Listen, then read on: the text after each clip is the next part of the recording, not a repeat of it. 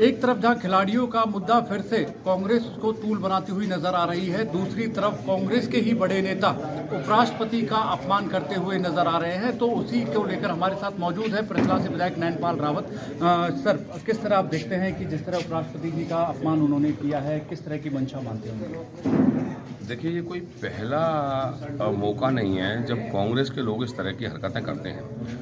आपने देखा होगा कि जब स्वर्गीय अपने मनमोहन सिंह जो प्रधानमंत्री हमारे रहे और उनके प्रधानमंत्री रहते हुए उनकी कुछ निर्णय की जो फाइल थी, जो कागज़ थे, वो राहुल गांधी जी ने किस तरह से फाड़ कर फेंका था। जबकि उनको कोई अथॉरिटी नहीं थी। देश का प्रधानमंत्री जी का पद बहुत सर्वोच्च होता है, देश के उपराष्ट्रपति और राष्ट्रपति का पद बहुत सर्वोच्च होता है, और मेरे हिसाब से इससे बड़ा कोई पद हमारे देश के लिए संवैधानिक नहीं है। और ऐसे संवैधानिक पद पर बैठे हुए व्यक्तित्व के लिए इस तरह की घटिया हरकत, घटिया मानसिकता, छोटी सोच के साथ अगर कोई मिमिक्री करता है, कोई उनकी नकल उतारता है, कोई और चीज़ करता है, तो मैं समझता हूँ कि ये जो एक अपने आप में एक बहुत बड़ा अपराध है, जघन्य अपराध है। और ऐसे व्यक्ति के खिलाफ सख्त से सख्त कानूनी तौर पर कार्रवाई करनी चाहिए, क्योंकि ये अपनी ना ज़मीन खो चुकी है। जो राजनीतिक ज़मीन है कांग्रेस की खो चुकी है। इसके पास ना तो जनता में जाने के लिए कुछ काम रहा, न जनता से बात करने का कोई निर्णय रहा। इनको केवल न इनकी कोई नीति है, न इनकी कोई नीयत है। इनका काम केवल इस 75-76 साल की आज़ादी में ज़्यादा से ज़्यादा राज कांग्रेस ने किया। गरीब को और गरीब और अमीर को और अमीर बनाने का इन्होंने काम किया। और इसलिए आज माननीय मोदी जी की सरकार, माननीय मनोहर लाल जी की सरकार, आज मोदी जी के नेतृत्व में देश की गरिमा दुनिया में कितनी बड़ी है, इसको देश का हर व्यक्ति जानता है। और लगभग 130 करोड़ की आबादी है जो माननीय मोदी जी पर भरोसा करती है, मोदी की गारंटी पर भरोसा करती है। तो इसलिए इनको कुछ और नहीं सूझ रहा।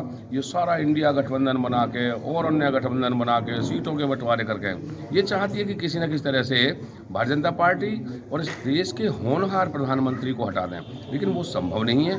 और इसलिए ये गाय बजाय करके अपने आप को कचोड़ते हैं और ऐसे संवैधानिक पद पर बैठे हुए व्यक्तित्व के लिए ये ऐसी टिप्पणी करते हैं जो बहुत निंदनीय है। क्या लगता है, क्योंकि अब एक बार फिर से जो खेल के जो खिलाड़ी थे, फिर से उनका मुद्दा उन्होंने तूल बना लिया है, उसको पद्मश्री तक लौटा दिया, परंतु उसके बाद कांग्रेस के जो बड़े नेता हैं उनका समर्थन करते हुए नजर आ रहे हैं। क्या लगता है कि कहीं ना कहीं इसमें भी राजनीति की जा रही है? देखिए, किसी भी पार्टी को, राजनीतिक दल को किसी खिलाड़ी के साथ कोई राजनीति नहीं करनी चाहिए और खिलाड़ियों को भी किसी राजनीति में भाग नहीं लेना चाहिए।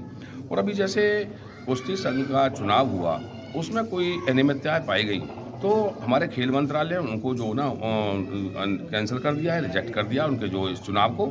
और दोबारा से जो चुनाव होगा उसके तहत खिलाड़ियों को सम्मान मिलेगा, उसके साथ जो हमारे कुश्ती संघ है उसका चुनाव होगा। और जब वो बिल्कुल स्पष्ट चुनाव होगा उसके बाद खिलाड़ियों को इससे बहुत ज़्यादा बल मिलेगा, प्रोत्साहन मिलेगा।